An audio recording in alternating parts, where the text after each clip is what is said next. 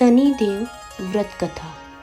एक बार सभी 9 ग्रहों सूर्य, चंद्र, मंगल, बुध, बृहस्पति, शुक्र, शनि, राहु और केतु में बहस हो गई, कौन सबसे बड़ा है। आपस में लड़ने के बाद सभी देवराज इंद्र के पास पहुंच गए। इंद्र असमंजस की स्थिति में निर्णय नहीं दे पाए, परंतु उन्होंने सभी ग्रहों को सुझाव दिया कि पृथ्वी पर राजा विक्रमादित्य ही इसका फैसला कर सकते हैं, क्योंकि वो बहुत ही न्यायप्रिय राजा है। सभी पृथ्वी पर राजा विक्रमादित्य के पास गए और अपने आने का कारण बताया। राजा उनकी समस्या सुनकर बहुत परेशान हो गए। उनका चिंतित होना भी लाजमी था, क्योंकि जिस किसी को छोटा बताया वह गुस्सा कर जाएगा। राजा के काफ़ी सोच विचार के बाद उन्हें एक उपाय सूझा। उन्होंने स्वर्ण, रजत, कांस्य, पीतल, सीसा, रांगा, जस्ता, अभ्रक और लौह से 9 सिंहासन का निर्माण करवाया। उन्हें उपयुक्त क्रम में रख दिया गया। सबसे निवेदन किया गया कि क्रम अनुसार सिंहासन पर आसन ग्रहण करें। शर्त रखी गई कि जो सबसे अंतिम में सिंहासन पर आसन ग्रहण करेगा वही सबसे छोटा माना जाएगा, जिसकी वजह से शनिदेव सबसे बाद में आसन प्राप्त कर सके और सबसे छोटे कहलाए। क्रोध के आक्रोश में आकर शनिदेव ने सोचा कि राजा ने यह सब जानबूझकर किया है। कुपित होकर राजा से कहा कि राजा, तू मुझे नहीं जानता। सूर्य 1 राशि में 1 महीना, चंद्र 2.25 महीने 2 दिन, मंगल 1.5 महीना, बृहस्पति 13 महीना, बुध और शुक्र 1-1 महीने विचरण करते हैं, लेकिन मैं 2.5 से 7.5 साल तक रहता हूँ। मैंने बड़े बड़े का विनाश किया है। श्री राम की 7.5 आने पर उन्हें जंगल जंगल भटकना पड़ा और रावण की आने पर लंका को बंदरों की सेना से परास्त होना पड़ा।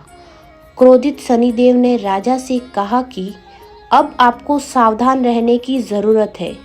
इतना कहकर शनिदेव कुपित अवस्था में वहाँ से चले गए।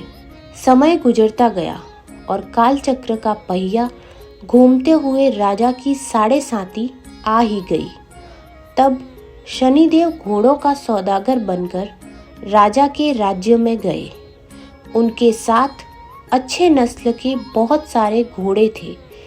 जब राजा को सौदागर के घोड़ों का पता चला तो अश्वपाल को अच्छे घोड़े खरीदने के लिए भेजा।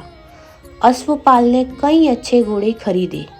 इसके अलावा सौदागर ने उपहार स्वरूप एक सर्वोत्तम नस्ल के घोड़े को राजा की सवारी हेतु दिया। राजा विक्रमादित्य जैसे ही उस घोड़े पर बैठे, वह सरपट वन की ओर भागने लगा। जंगल के अंदर पहुंचकर वह गायब हो गया। भूख प्यास की स्थिति में राजा जंगल में भटकते रहे। अचानक उन्हें एक ग्वाला दिखाई दिया, जिसने राजा की प्यास बुझाई। राजा ने प्रसन्नता में उसे अपनी अंगूठी देकर नगर की तरफ चले गए। वहाँ एक सेठ की दुकान पर पहुंचकर उन्होंने जल पिया और अपना नाम वीका बताया। भाग्यवश उस दिन सेठ की खूब आमदनी हुई। सेठ खुश होकर उन्हें अपने साथ घर ले गया। सेठ के घर में खूंटी पर एक हार टंगा था, जिसको खूंटी निगल रही थी। कुछ ही देर में हार पूरी तरह से गायब हो गया। सेठ वापस आया तो हार गायब था। उसे लगा कि वीका ने ही उसे चुराया है। सेठ ने वीका को कोतवाल से पकड़वा दिया और दंड स्वरूप राजा उसे चोर समझकर हाथ पैर कटवा दिया।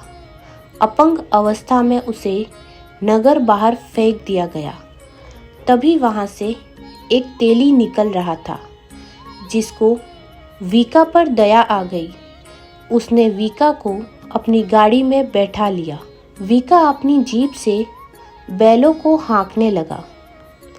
कुछ समय पश्चात राजा की शनि की दशा समाप्त हो गई। वर्षकाल आने पर वीका मल्हार गाने लगा।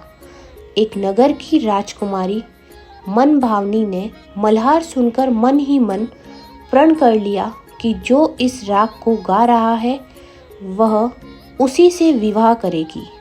उन्होंने दासियों को खोजने के लिए भेजा, परंतु वापस आकर उन सभी ने बताया कि वह एक अपंग आदमी है।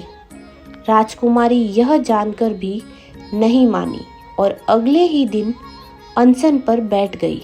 जब लाख समझाने पर राजकुमारी नहीं मानी, तब राजा ने उस तेली को बुलावा भेजा और वीका से विवाह की तैयारी करने के लिए कहा गया। वीका से राजकुमारी का विवाह हो गया। एक दिन वीका के स्वप्न में शनिदेव ने आकर कहा कि देखा राजन, तुमने मुझे छोटा बताकर कितना दुख झेला। राजा ने क्षमा मांगते हुए हाथ जोड़कर कहा कि हे शनिदेव, जैसा दुख मुझे दिया है किसी और को ऐसा दुख मत देना। शनिदेव इस विनती को मान गए और कहा कि मेरे व्रत और कथा से तुम्हारे सारे कष्ट दूर हो जाएंगे।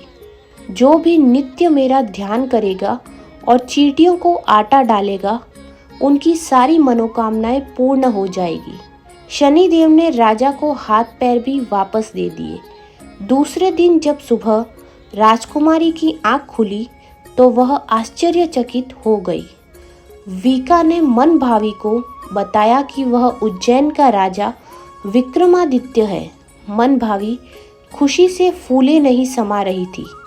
राजा और नगरवासी सभी अत्यंत प्रसन्न हुए। सेठ ने जब यह सुना तो वह पैरों पर गिरकर क्षमा मांगने लगा। राजा ने कहा कि यह सब शनिदेव के क्रोध का प्रभाव था और उसमें किसी का कोई दोष नहीं है। सेठ ने निवेदन करते हुए कहा कि मुझे शांति तभी मिलेगी जब आप मेरे घर चलकर भोजन करेंगे। सेठ ने कई प्रकार के व्यंजनों से राजा का सत्कार किया। जब राजा भोजन कर रहे थे तभी जो खूंटी हाड़ निगल गई वही अब उसे उगल रही थी। सेठ ने अनेक मोहरे देकर राजा का धन्यवाद किया और अपनी कन्या श्री कंवरी से पाणी ग्रहण का निवेदन किया। राजा ने सहर्ष स्वीकार कर लिया। राजा अपनी दोनों रानियों मनभावी और श्री कंवरी को लेकर उज्जैन नगरी लौट आए। सारे नगर में दीपमाला और खुशी मनाई। राजा ने घोषणा करते हुए कहा कि मैंने शनिदेव को सबसे छोटा बताया था, लेकिन असल में वही सर्वोपरि है। तब से सारे राज्य में शनिदेव की पूजा और कथा नियमित रूप से होने लगी। सारी प्रजा के बीच खुशी और आनंद का वातावरण बन गया। शनिदेव की व्रत की कथा जो भी सुनता या पढ़ता है, उसके सारे दुख दूर हो जाते हैं।